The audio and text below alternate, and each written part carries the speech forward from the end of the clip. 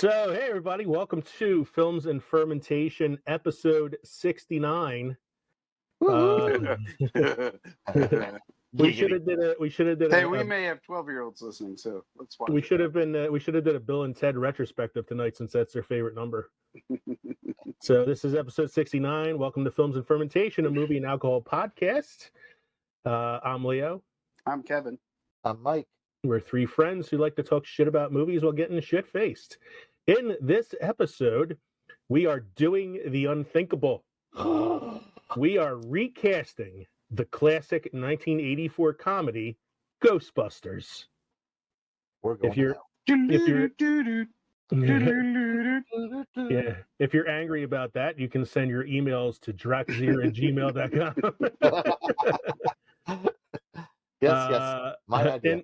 So as I said, we are recasting. We're actually borrowing this out of the book of the Recast the 2.0 podcast.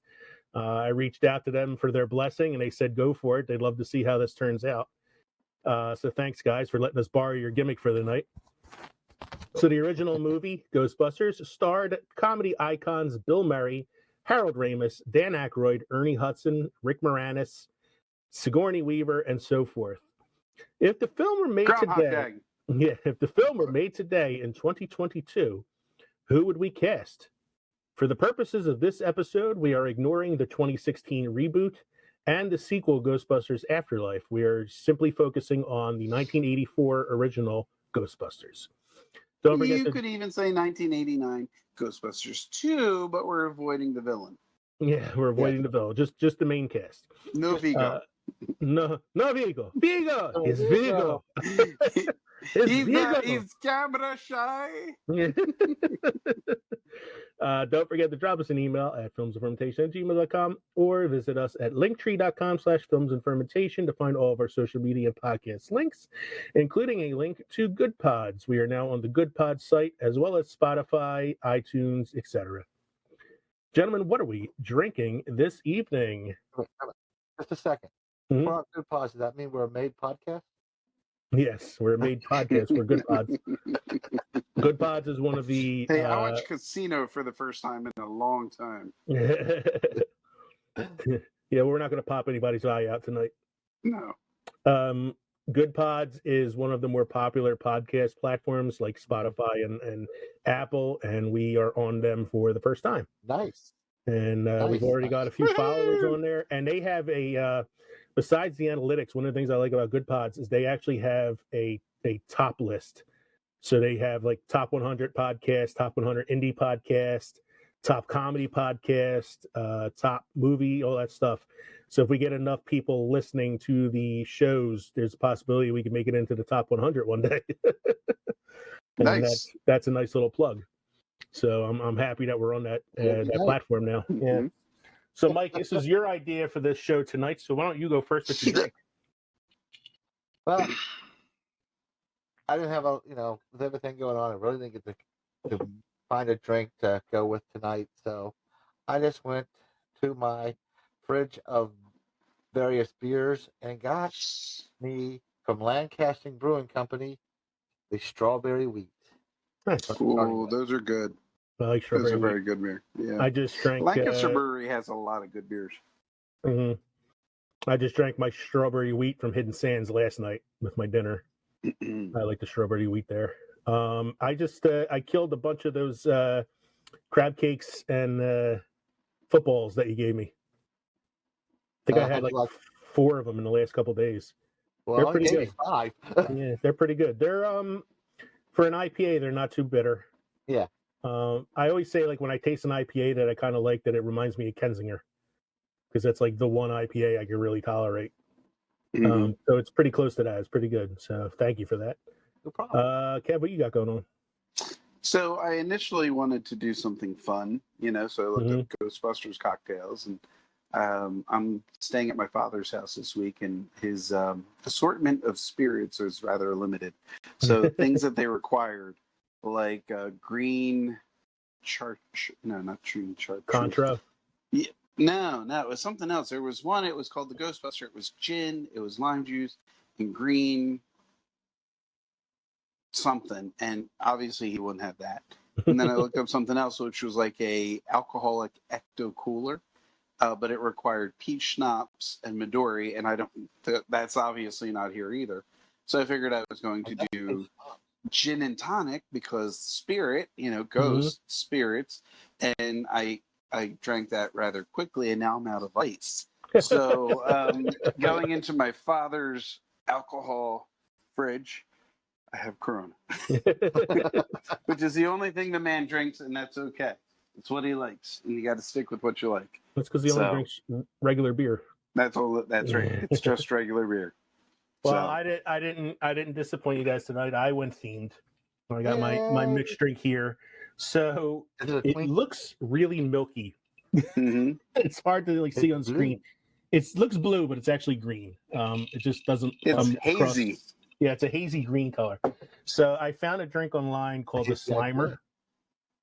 It's called the Slimer. It's orange juice, lime juice, vodka, and blue curacao. And so good. When you mix the orange and the blue together, it gets a little bit of a greenish color, but because it's also orange juice, it comes out a little like hazy. So it's like, it looks like slime. It really does. But when you drink it, it tastes like high C ecto cooler. I drank it, and I immediately had a flashback to my childhood. You see, my parents would allow me to get the Ghostbusters toys growing up, and I had them all. I had the Ecto one. I had the Firehouse. I had practically everything. Do you know what they never let me play with?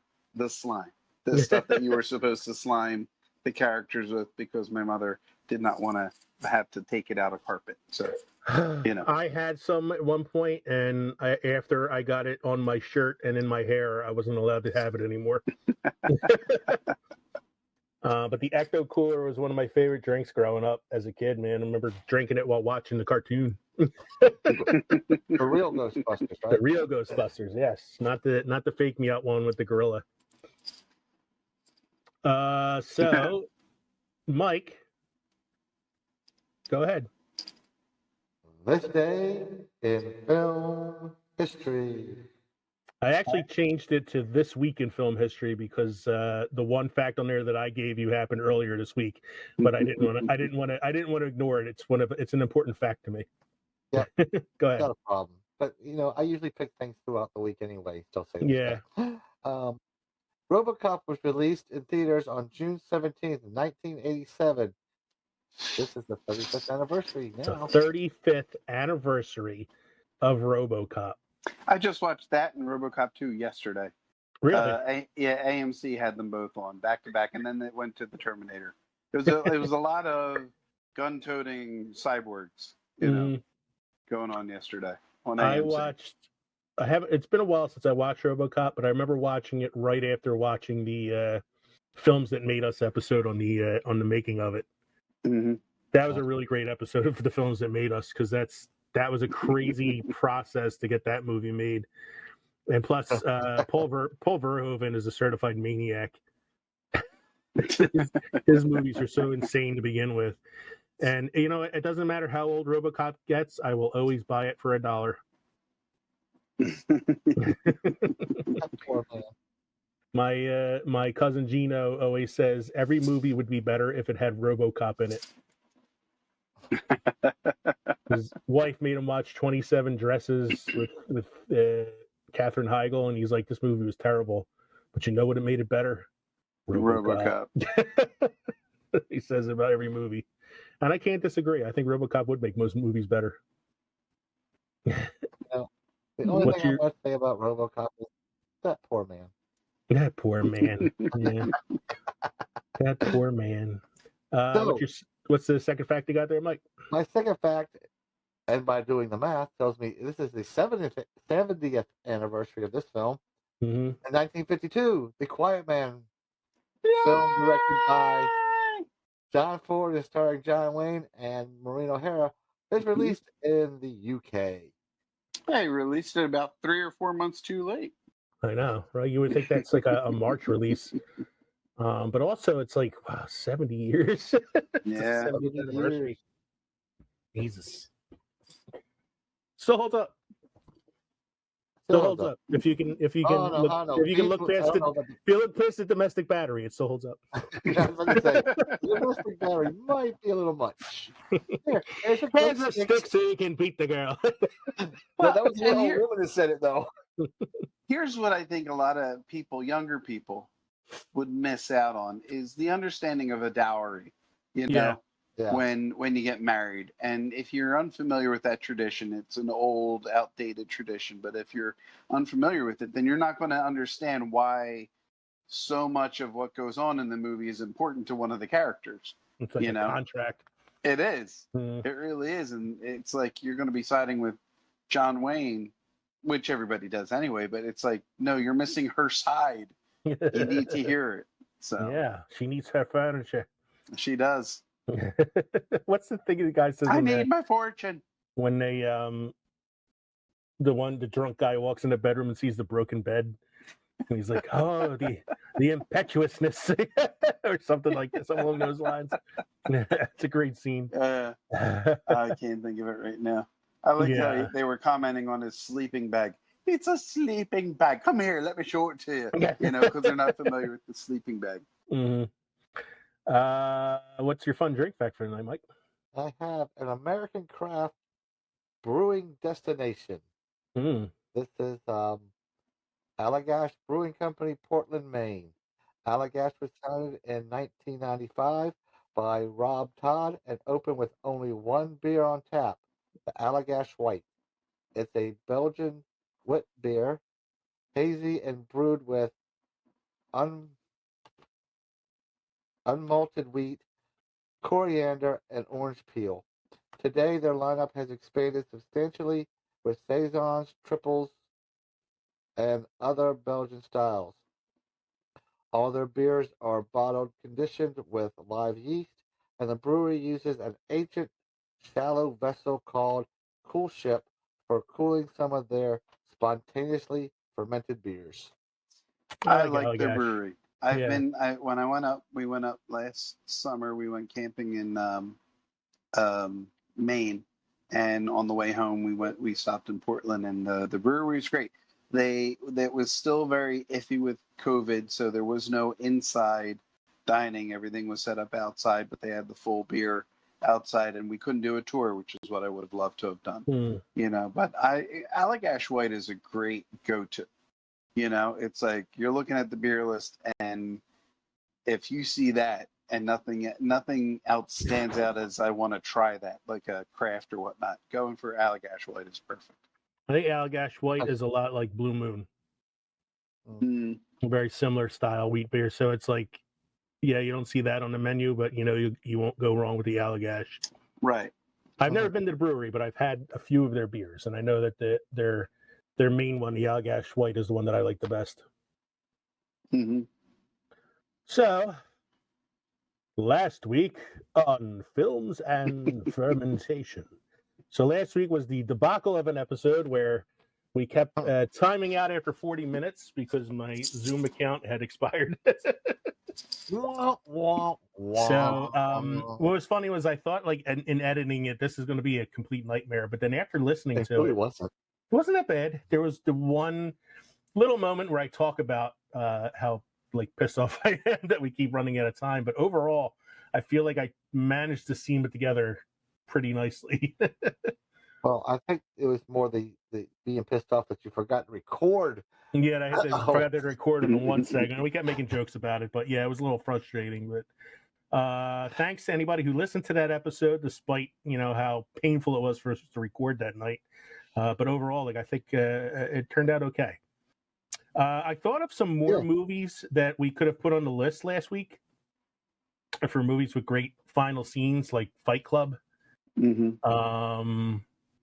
a few other. There were like a few that like popped in my head, and I had asked people on Twitter to give some suggestions. I haven't really gotten anything back yet, but I was like, there were enough that we missed that if we ever wanted to do that as an episode again later on, like we definitely could.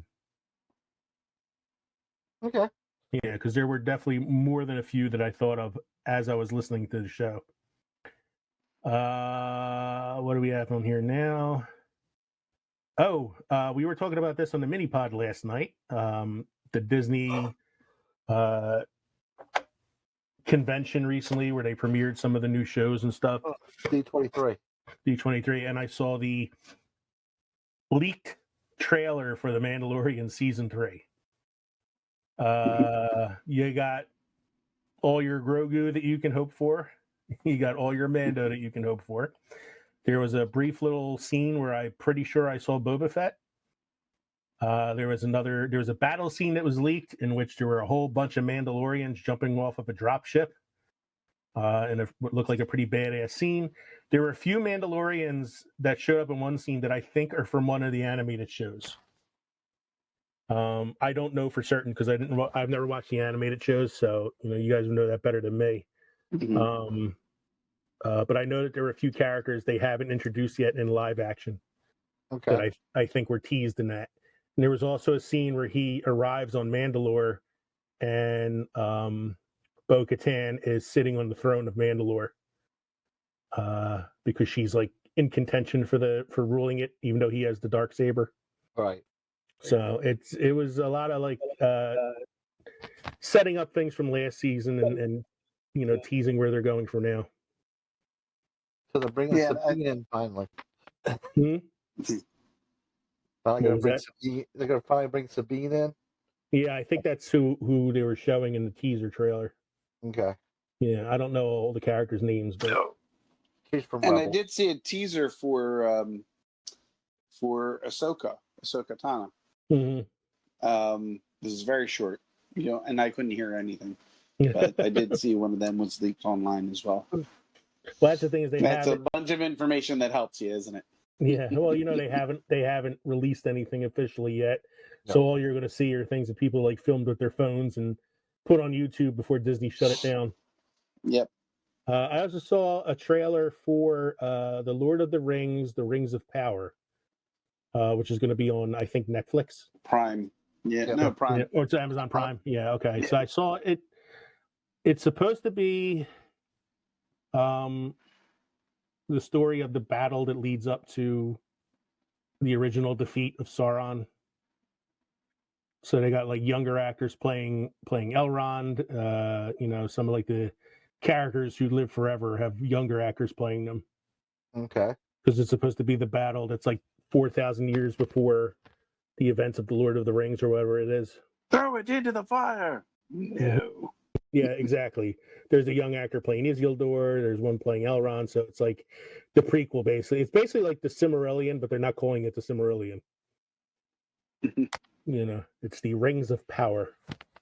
Well, the Silmarillion was really slow and boring. Well, that's also, I think that's even further back than what this is supposed to be. It's like this is like the elves. Yeah, if you remember at the beginning of Fellowship, they talk about the 9 rings. Yep. And then like 4 were given to the dwarves, and so many were given to the elves and the humans. So I think this is the story of those 9 rings, and then how they eventually become slaves to the one ring. Mm-hmm. So it looked pretty interesting. I don't know. I'd probably watch it just because I feel like I need like a Game of Thrones fix, and that looks like the closest thing I can get. Well, if you can unless you talk about the House of Dragon. Unless you talk about the House of the Dragon, which also released a trailer this week. I just can't get over the 11th Doctor playing a Targaryen. Yeah, I like that. I like that. He's got the long white hair, but he still pulls out the sonic screwdriver. When he needs to. He still likes to eat fish sticks and pudding. So that's all I had. I didn't really have that many notes from last week. I was surprised because I thought I'd have a lot more after all the nonsense that we went through making that episode. As of the release of or as of the filming of the podcast, we have Disney Plus going into a risque area. Mm-hmm. We have Deadpool 2, and Logan. All coming out on Disney Plus. They've also recently added Daredevil, Punisher, and all of the other like Defenders series to Disney Plus as well. Series, yeah. Now I have on my Disney Plus account, we have 2 sign-ins. My wife has one. Hers is the you just click on it and go in, children's friendly one. And then my account, you have to put in a passcode so that you can watch the R-rated material that's on Disney Plus. Oh, I haven't done that yet. Because Yeah, you can. down. Yeah, you can set up you can set it up so that like kids wouldn't have access to anything that's, adult considered. So, which is weird because I always thought since they owned Hulu that they would just put the stuff on Hulu, but I guess they want everything archived in one site. Yeah. I don't know. Anyway, let's get to our main segment. I don't know. I'd give it a shot. That when we talk about the actors, Mhm. we can vote on which one all three of us like the best, and we just make a list. Yeah. So we have a final list who we would do. Sounds good. That's why I was kind of hoping to have a guest tonight, but oh well. Yeah. The guys on the other show couldn't make it, so. Yeah. So we are back. We took a little break there so that we can refill our drinks for the main segment. The main segment tonight, as we said, is recasting Ghostbusters.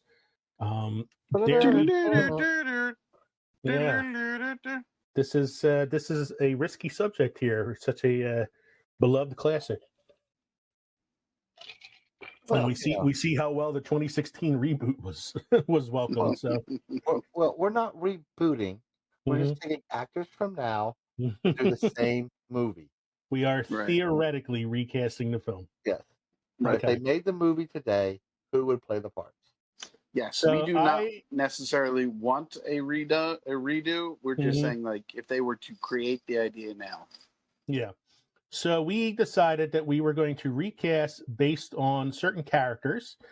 So we are recasting the main characters, Peter Venkman, who was originally played by Bill Murray, Winston Zeddemore, who was originally played by Ernie Hudson, Egon Spangler, who was originally played by Harold Ramis, Ray Stantz, originally played by Dan Aykroyd, Dana Barrett, originally played by Sigourney Weaver, Louis Tully, originally played by Rick Moranis, Janine Melnitz, who was originally played by, what was her name?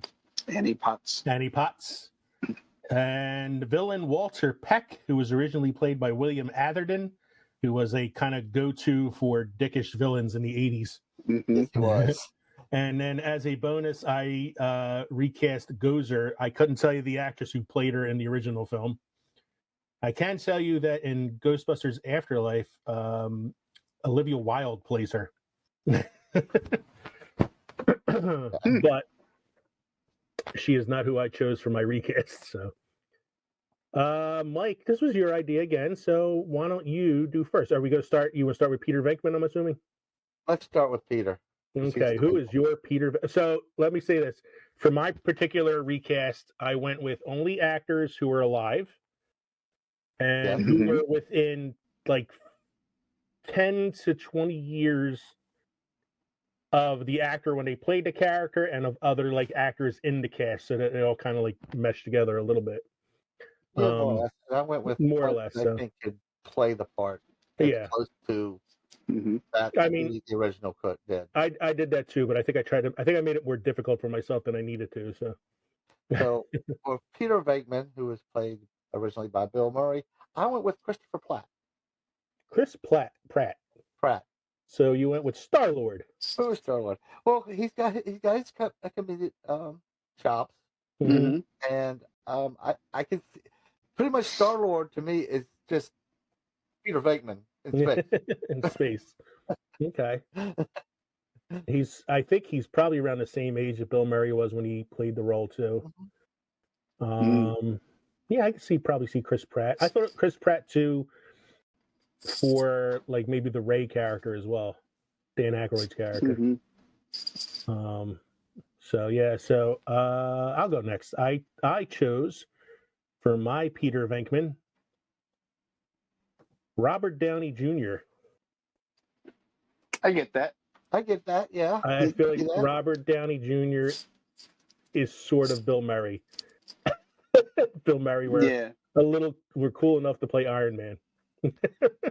You can see it with the smartass remarks that he does as Tony Stark as Iron Man. Yeah, but also thinking about that, not that I picked him this way, but he could also play the straight man like Egon, though. Mhm. Yeah, but I wouldn't want Robert Downey Jr. as my straight man. I feel like Yeah. he's better as the acerbic, sarcastic guy. That's why I thought he was good True. as like Sherlock Holmes with Jude Law playing Yes. the straight man as Watson, you know. So I feel like Right. he's kind of like that Bill Murray-ish type of humor. Hmm. Mm. I So can see Kev, it. who did you have? So it's funny we're all picking Marvel men. I chose Ryan Reynolds Ryan. as a good Peter Venkman. Okay. Yeah, I I thought. gave him some serious thought for Ray, but I did not pick him for Ray. I didn't think he was nerdy enough for Ray. I thought he was very, you know how he is with most of his Mhm. movies. He's got that sarcastic, "Oh, really?" That kind of attitude, which kind of fit the Peter Venkman role. Mhm. There was a website I found that does like fan recasting of films, and I went on there to see what like other people were kind of like thinking for this, and I saw Ryan Reynolds' name a lot, Yeah. and across the board, like they had him down for Venkman, they had him down for Ray. I think I even see him down there for like Egon at one point. I'm like, I don't know, Ryan Reynolds is a little too charismatic, I think, to play Egon. Like Egon, you have to be, Yeah. you He's can a be, little too extroverted. yeah, you need somebody that's a little more like who's funny, but like in a subtle way, you know, In a quirky, in a quirky yeah, way, yeah. yeah. But yeah, I think that's all three of us made some pretty interesting choices there. That would definitely be a Hollywood studio debate. Like those three actors, I'm sure would probably be on like the studio exec's desk. Hmm. Who do we want to go to next? Well, okay, maybe let's go away from the Ghostbusters. Go to Dana, because Dana the Barrett. the Dana Venkman relationship was also something I took into consideration when thinking about who I wanted for Dana and who I wanted for Peter, and having those two actors or that actor and actress mesh. I also went with the Dana with you have to have a taller actress, especially when she's floating in the air. She's all legs in that floating in the air thing. You gotta go. Have to keep that iconic scene together as well. Okay. So Kev, is Kev brought it up like Kev You go? want to go backwards? Okay. Well, you brought it up, so why don't you go? Sure. So this is a little, off to the side, but I thought Rosario Dawson. Okay. Because she can be, she can kind of give it as well as she takes it. She's a very attractive woman, and she can kind of like that repertoire between her and what I think Ryan Reynolds could hash out would really be something worth looking at. I like that because that's. I tried that with other characters. I tried to diversify the cast a little bit. Mm-hmm. Right. But I didn't think to do it with Dana Barrett. That was a cool choice. Yeah, I like. and I love I think of Rosario her. Dawson. So. I think of her in Clerks too. I think of her in. What was the other one I was thinking of? She's not a stranger like quirky sci-fi either, because she did do the Men in Black too. Right. So, right. Yes. Yeah. Mike, what did you have? So I went with someone who was not comedic, because of course Sigourney Weaver wasn't known for her comedic acting. So I went with someone who could play the part and has a really large range of acting. Charlize Theron. At 5'10.5" she's got some legs too. And I think she's. I would say she's probably like a modern day Sigourney in a way. Yeah.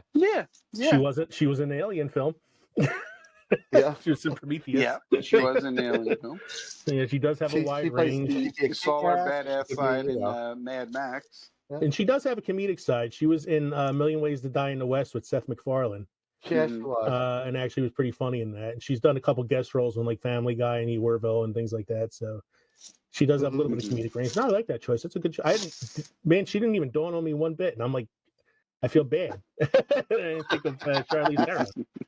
I originally I went through 3 actresses for this before I settled on the one who I settled on. I started with Margot Robbie just because I love Margot Robbie. And then I'm like, she's too pretty. She's just way too pretty. Like, nothing against Sigourney Weaver. Sigourney Weaver is a very attractive woman, but she wasn't overly attractive. Mm-hmm. She was attractive enough to be out of Bill Murray's league, but Well, not that's why like I out of also other was people's Sherry leagues. Mhm. She's gorgeous, but she can also tone it down. Exactly. Her when And I don't know if Margot Robbie can tone it down. No. So then I went with Anne Hathaway. She's a taller actress, like you said. She's got the range. She can do comedy and drama. Yeah. But I wasn't sure about the age difference between her and Robert Downey Jr. Yeah. So I went with somebody who is still younger than Robert Downey Jr., but not as young as Anne Hathaway would be. Somebody who was in like her 40s. So who's a little closer to his age. So I went with Amy Adams. Okay. I decided to gingerify my my Dana Barrett. So yeah, she's not an older actress now, but she's older than Anne Hathaway, so she fits the age range that I'm looking for. She's done drama, she's done comedy, she's attractive. Not so attractive that you would, not believe if she toned it down a little bit that she still wasn't attractive. So yeah, that is who I am going with. I'm going with my Amy Adams pick. I have my picture here for her. Yeah. So, all right. So, okay. So Kevin chose one. Mike chose one. That's your turn, Lee. I'm going to choose one. I am going to go back to the main 4 Ghostbusters, but I'm not going to do the other 2 scientist characters. I'm going to go with that outsider character who joined them later in the film, Winston Zeddemore, who was originally played by Ernie Hudson, who was supposed to be played by Eddie Murphy. And had a bigger role. And had a bigger part. Eddie and Murphy. when Eddie dropped out, they made it a little bit smaller. Unfortunately, I feel like Ernie gets the shaft a lot in the original film. But I thought, yeah, it's an interesting role. And honestly, he was the first person I thought of when I was recasting it. I felt like Winston was the easiest one for me to recast, because as soon as I thought about it, one name popped in my head, and I'm like, that's it. This is the person I'm casting. I'm not changing it. I'm going to share my screen so you can see who it is. I'm not going to tell you until I share my screen. But I think you all, Dave Chappelle. I think you're all going to be on board with this when you say it.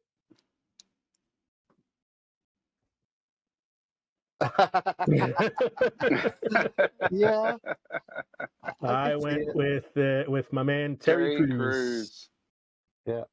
Terry Crews is definitely a comedic actor. He's good at playing those like side characters too. Like he's not afraid to be like on like the sidelines of the film. That's also how I came about mine too. Okay. Good. Who was a good sideline? He's not afraid to be sidelined, and who can play off a lot of different things. I went with Anthony Mackie. Ah. Okay. So you went with the Falcon. Went with the Falcon. I just because he can do that. I can see him going, I've seen shit that'll turn you white. I can see Terry Crews saying that too. Oh, that too, yeah. So far, Mike, two of your characters are out of the MCU pool. Is this a Disney reboot? No. Those are pretty much the ones I have. So Kev, who do you got? So again, I didn't intend to go to left field with many of mine, but I did want to mix it up a little bit. And I do recall Eddie Murphy being the original person intended for Winston, and I can only imagine how the movie would have changed a bit if it had been Eddie Murphy or somebody with that level of comedic chops, which Ernie Hudson just didn't have. So my choice for Winston Zeddemore is Ken Jeong. Ken Jeong. That's pretty hilarious. That would work out pretty well. That's hilarious. Ken Jeong. Well, let's segue into mine then. Okay. Because let's go to Louis Tully. Louis Tully. Well, hold on for a second. I got a catchphrase with my Winston Zeddemore. Go okay, It's not I seen shit that will turn you white. I got, but did you die? I also think it'd still be funny to hear Ken Jeong say the words, "I saw shit that would turn you white."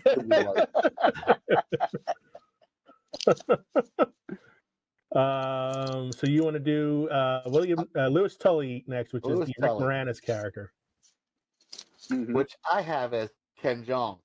Do you really? Yes, I have Ken Jeong as my, because I can see him playing that character, the little nerdy guy. Okay, I get that. He's chasing Carrie Theron down the hallway. Yeah, I saw him on that recasted website as well. Mentioned a lot for this particular character. I struggled on this one because I wanted somebody who was obviously comedically talented, like Rick Moranis was, Right. who's nerdy, but also kind of like you feel bad for him. I'm gonna interrupt here. I'll see you guys later. Have a good night.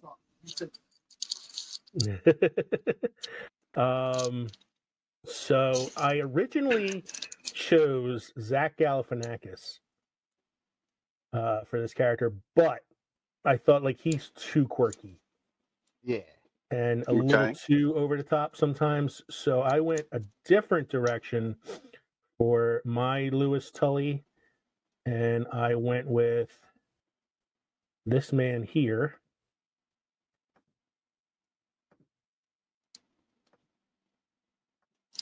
Charlie Day from It's Always Sunny in Philadelphia. Okay. I get that. I get that. I can see that. Yeah.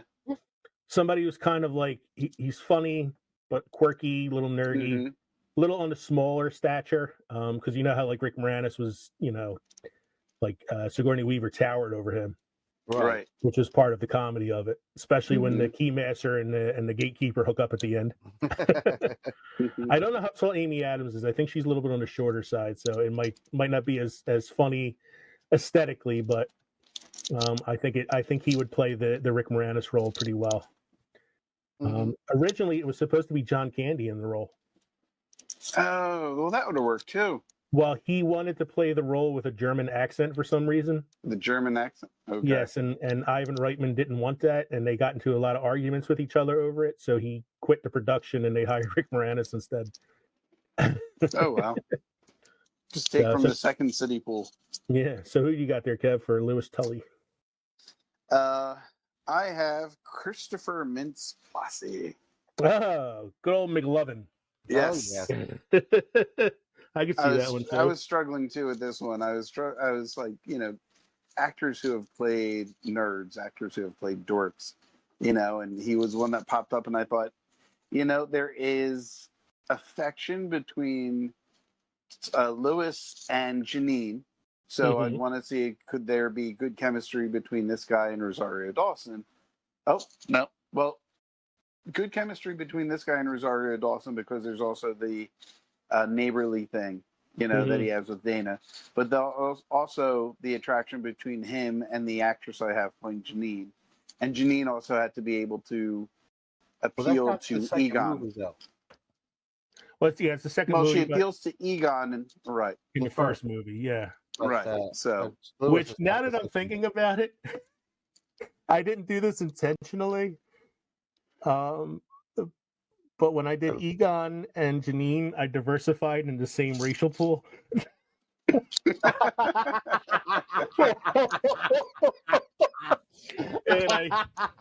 I didn't mean to do that.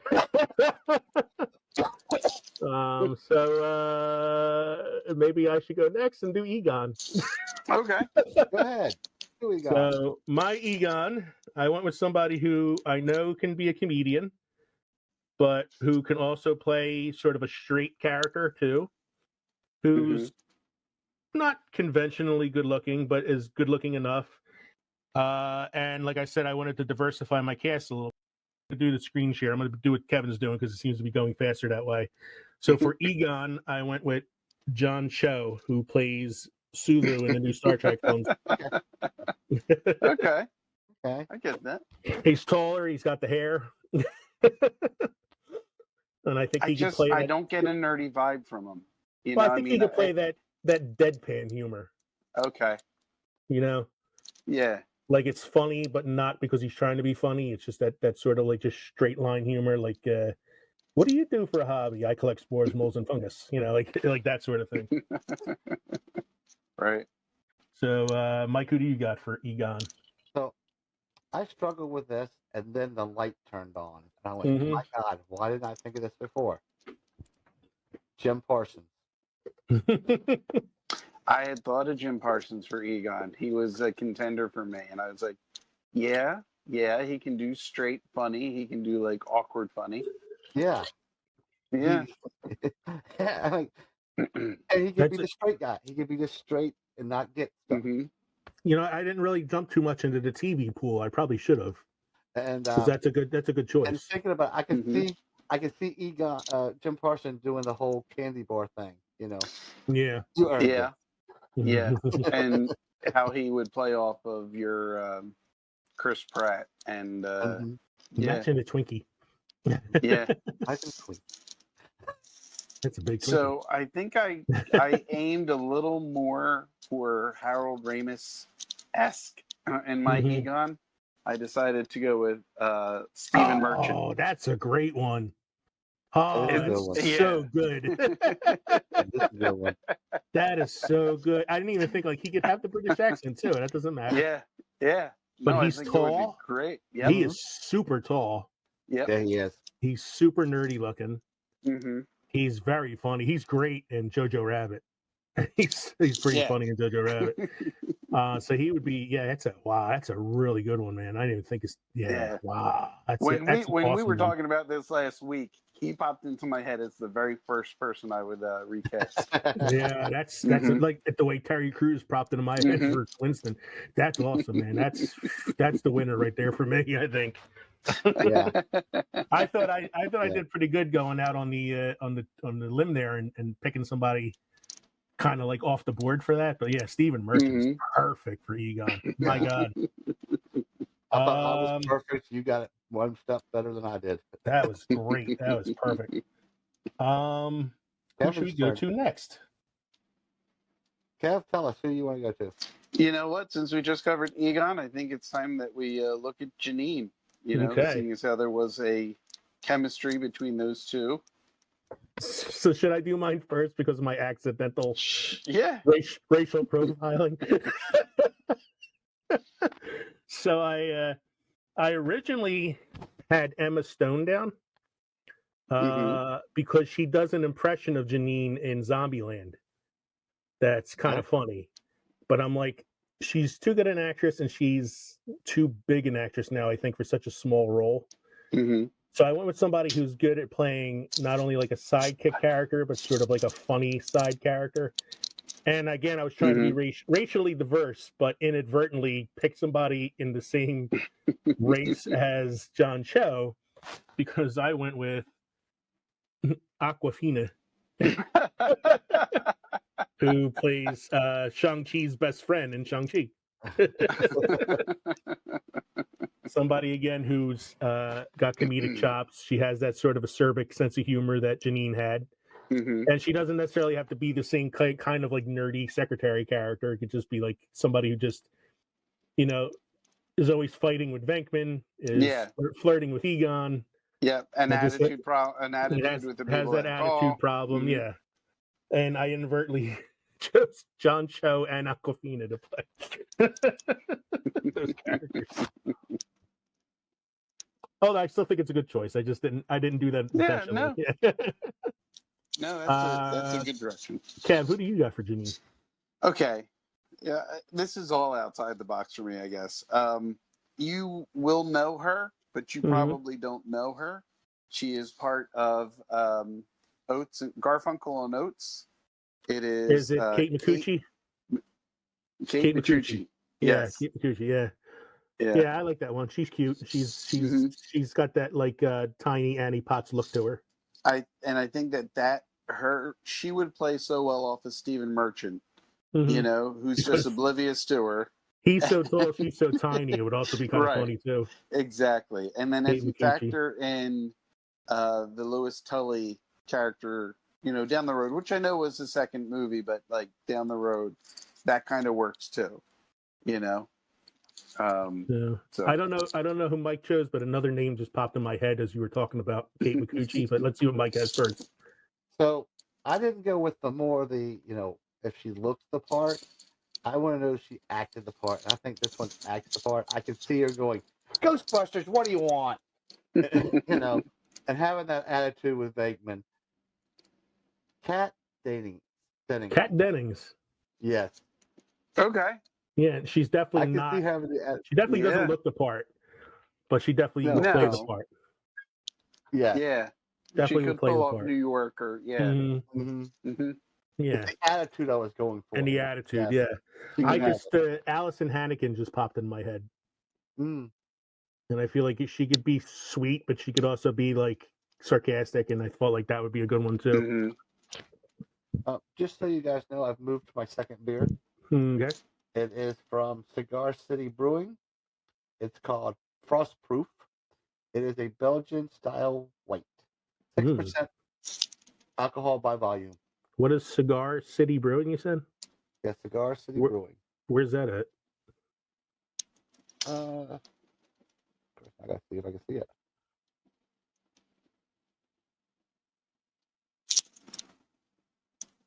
I can't even read it. Born in Tampa, Florida. Oh wow, Nice. I never heard of them. I like cigars and I like beer. That'd be cool. Mm-hmm. Not bad. So let's see. Let's recap real quick. We did Venkman. We Yep. did Winston Mhm. Zedmore. We did Egon. Yep. We did Dana Barrett, Lewis Tully, Mhm. Janine. We're So down we have to do Ray Ray. Stantz, Ray and and Walter Peck. right. Ray Peck, and then Gozer if we'd like to throw a bonus one in If there. we have it. So, Mike, why don't you go Mhm. first for Ray? Ray, I had a toss up for this one, and it took me to thinking, and I went with Seth Rogen. I get that. I see I that. thought, Yeah. I thought of him too as well. He was on my mind. It was him or Jack Black, Hmm. and I went with Seth Rogen. Seth Rogen's a good call. Jack Black, I don't know as much if he'd fill it as well. Seth Rogen would. He might have been Seth a little Rogen, I over see the that top. though. I thought maybe. Yeah.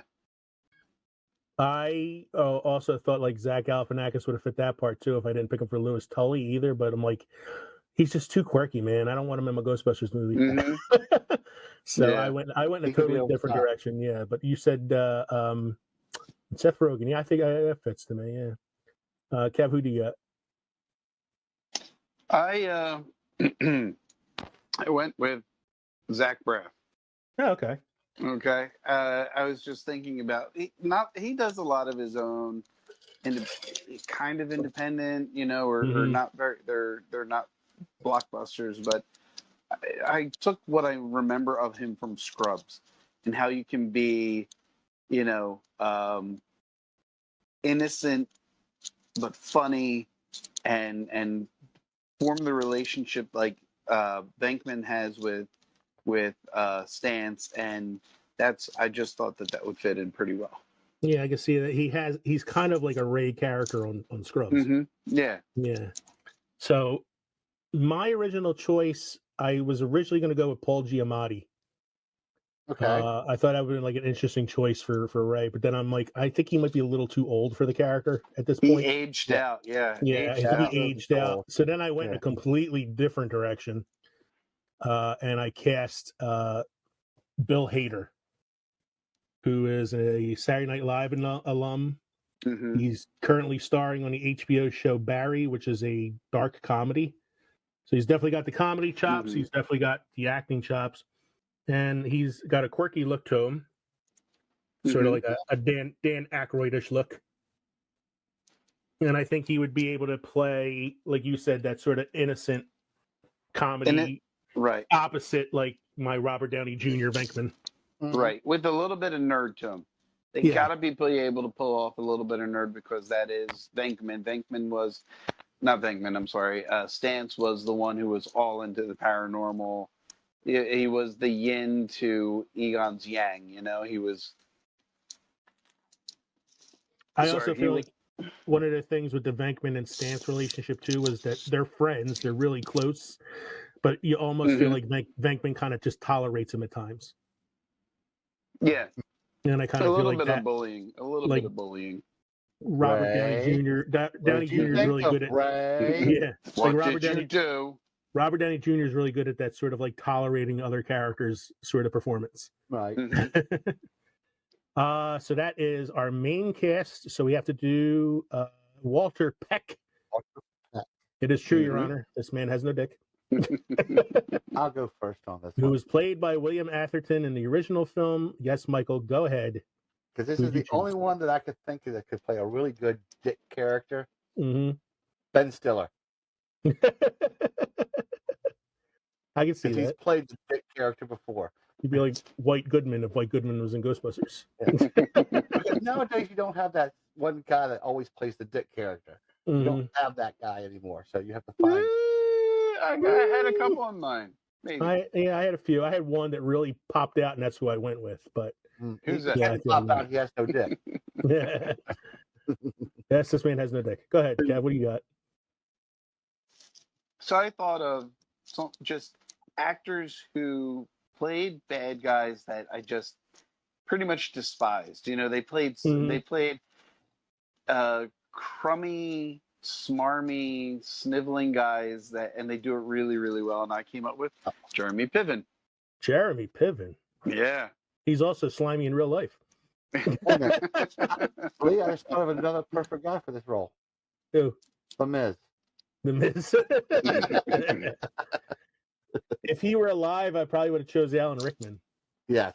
Yeah. Alan Rickman would have done it really well.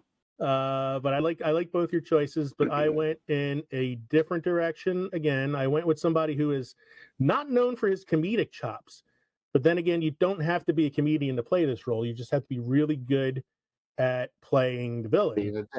And so this is who I decided to go with for this role. The actor Michael Shannon. Oh, yeah. Oh, yeah. Zod. Yeah. Zod, yes. Michael Shannon, I think, plays the villain in like 98% of the movies that he's in. He's the villain in Man of Steel. He's the villain in The Shape of Water. He was one of the villains on Boardwalk Empire. Like he's a guy that's good at playing those sort of swarmy, like, you know, characters that you don't want to like cross paths with. You know, I saw the picture, and the first thing I thought of is, if we ever redo a James Bond, he's going to be Jaws. Oh yeah, he's got that face for it. He's got a face that's just so like, you look at him and you're like, there's no way he's not the villain. Like, yeah. So I thought of somebody else. Hold on, I thought of somebody else for Walter Peck. Yeah, equally as smarmy and you know, as Jeremy Piven. It's why can't I think of his name now? The guy that was in The Phantom and Billy Zane. Billy Zane. Yeah, I can see that. I can see that too. He just popped into my head for a second. You know who else might be an interesting choice for this? And it's an off the books choice, because he's not really somebody who plays villain characters, but I feel like he has the look that he could play a villain if he wanted, and that's Rami Malek, who played Freddie Mercury in the Bohemian Rhapsody. Yeah, because he played the villain in the last Bond movie. So like he might be able to do that sort of like dickish villain character. Yeah. Look at Sean Bean. And Sean Bean, yeah, but Sean Bean has to die. You can't. He'd have to drown in the marshmallows at the end. So I did a bonus casting because I did the Gozer. I know you guys. I don't know. I know, Kev, you said you could just throw one out there. Yeah, I got one that I was thinking of, but go ahead. So I'll show you my bonus casting for Gozer, because I feel like this actress kind of looks like Gozer even when she doesn't put the makeup on to play Gozer. And this is who I decided to go with for Gozer the Gozerian. Tilda Swinton. Yes. Oh, yeah. I can see that.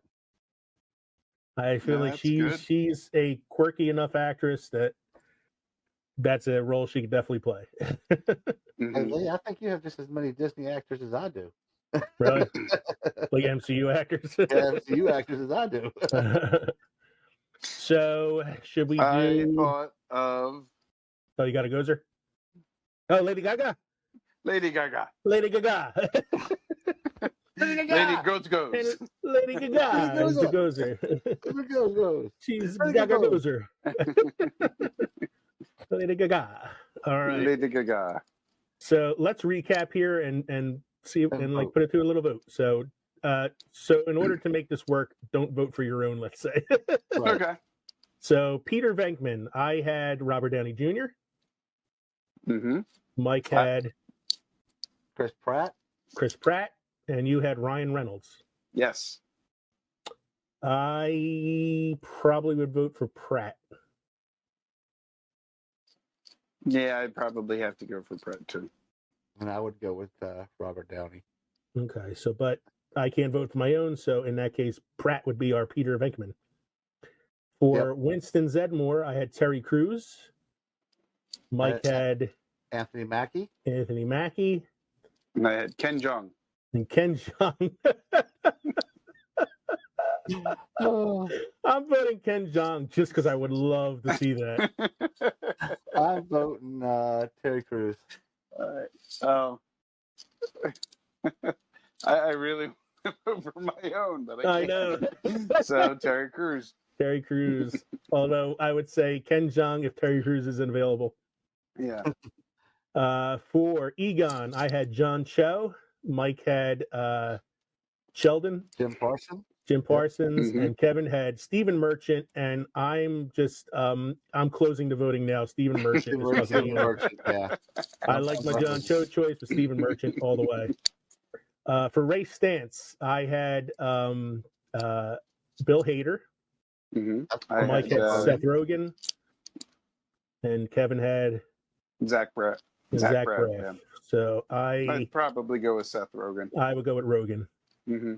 So right now we got Chris Pratt as Peter Venkman. Mm-hmm. We have Terry Crews, possibly Ken Jeong as Winston Zedmore. We got Stephen Merchant as Egon. We got who did we just say? Seth Rogen for Ray. Ray. For the role of Dana Barrett, I had Amy Adams. I had Rosario Dawson. I had And Mike- Charlize Theron. And Mike had Charlize Theron.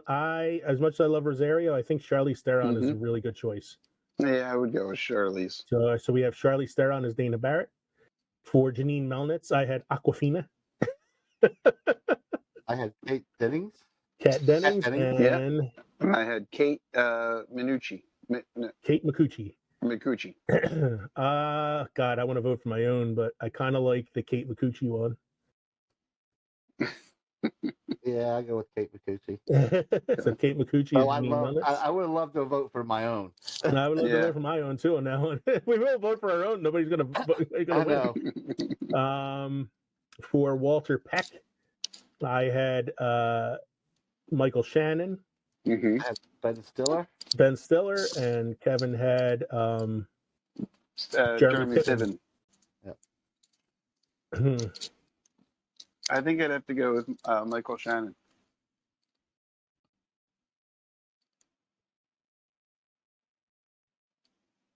Because if I can't vote for my own, I would have to go with probably Kev's choice. So would I, Kev's choice. So Jeremy Piven then is our Walter Peck. Okay.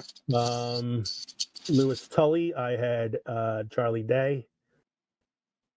I had Ken Jeong. Ken Jeong, and Kevin had.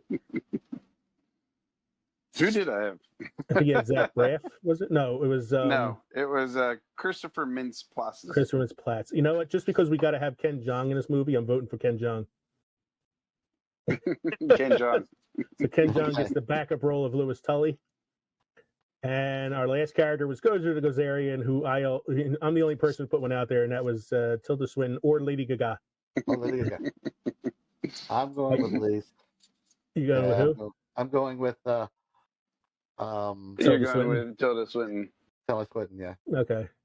Yeah. Yeah, no, that one wasn't really one of our originals anyway, so it doesn't really matter. So that's our cast for the 1984 recasting for nowadays in 2022 Ghostbusters. Who would you want as Slimer? I know Slimer is based off of John Belushi, but who would you... It was based off John Belushi. It So was based off of John Belushi. Maybe. How about the one you've been saying all night? Zach. Zach Galifianakis? Yeah. No, you know what? Since he's based on John Belushi, who was already dead at the time that this movie was made, so he can use a dead actor. So I'm going with Chris Farley. Yes, that's who I was thinking of too. Chris Farley is my Slimer. In a van down by the river. Fat Slimer in a little coat. Oh, I don't know if you guys were counting, but I got 4 of the 8.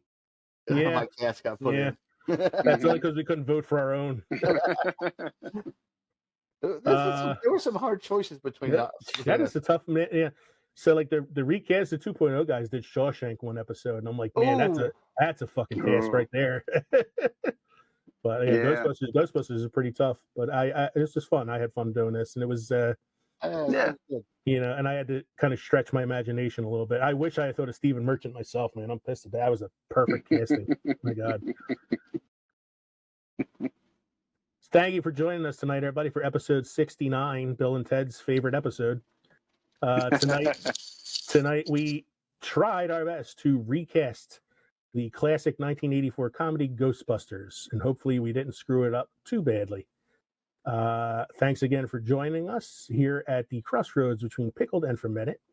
Don't forget to join us next week for episode 70. Episode 70, that's a milestone episode for us, episode 70. For that episode, we are going to be talking about our favorite movie insults, our favorite ways to hurt somebody's feelings in movies. We haven't decided yet on the format. I'm thinking we might try to do a bracket for this one. We haven't done the bracket in a while, so that might be an idea. We'll think about it. We'll see what happens. But join us next week for episode 70, Best Movie Insults. We hope you enjoyed listening to this episode as much as we enjoyed recording it for you. I'm Leo. I'm Kevin. I'm Mike. Make sure you drop us a line at filmsandfermentation@gmail.com or visit linktree.com/filmsandfermentation for all of our podcast and social media links. Cheers, everybody. Cheers. Cheers.